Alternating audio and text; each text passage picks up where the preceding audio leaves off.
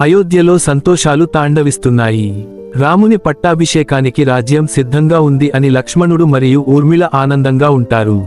ఇంతలో రాముడు 14 ఏళ్లు అరణ్యవాసానికి వెళ్ళాలి అని తెలుస్తుంది. లక్ష్మణుడు ఆవేశంగా ముందుకొచ్చి మా అన్న ఎక్కడికి వెళితే నేను అక్కడికే వెళ్తా. ఆయనకి నీడలా ఉండటం నా కర్తవ్యం అని అంటాడు. ఊర్మిళ అర్థమయ్యేలా అతన్ని చూస్తోంది. కానీ ఒక్క మాట అనలేదు. ఆమె కళ్లల్లో ఆ మౌనం ఏదో గొప్ప ప్రేమగా వెలిగిపోతోంది.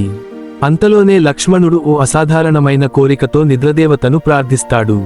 ఈ 14 ఏళ్లు నాకు నిద్ర అవసరం లేదు. నా భార్య ఊర్మిళకి ఇవ్వండి. ఆమె నన్ను వదిలి బ్రతికే శక్తిని మీ నిద్రలో దాచండి అని కోరుతాడు. నిద్రదేవత ఆశ్చర్యపోయి నీ ప్రేమలోని త్యాగానికి నేను నమస్కరిస్తున్నాను అని ఆమె వరం మంజూరు చేస్తుంది. అదే రాత్రి ఊర్మిళ పతి చేతిని పట్టుకుని తీరని హృదయవేదనతో ఆపడానికి ప్రయత్నించింది. కాని ఆమె మనసు గట్టెక్కింది. వెళ్ళు లక్ష్మణ, నీ కర్తవ్యమే నీ ప్రేమకి పరోక్షంగా నీ నీడలో నేను నిద్రలో ఉంటాను. కానీ నా మనసు నిద్రించదు. అది నీకోసం ఎదురు చూస్తూ కలలలో తిరుగుతుంది అని అనుకుంటూ ఆమె నిద్రలోకి జారిపోతుంది. కానీ ఆ నిద్రలోనూ ఆమె ప్రేమ మెలకువగానే ఉంటుంది.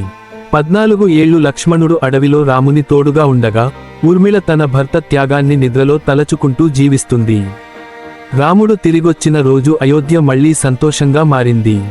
లక్ష్మణుడి రాక వలన ఊర్మిళ కళ్ళు నిద్ర నుండి మెలకువయ్యాయి. ఊర్మిళ కళ్ళు తెరిచింది.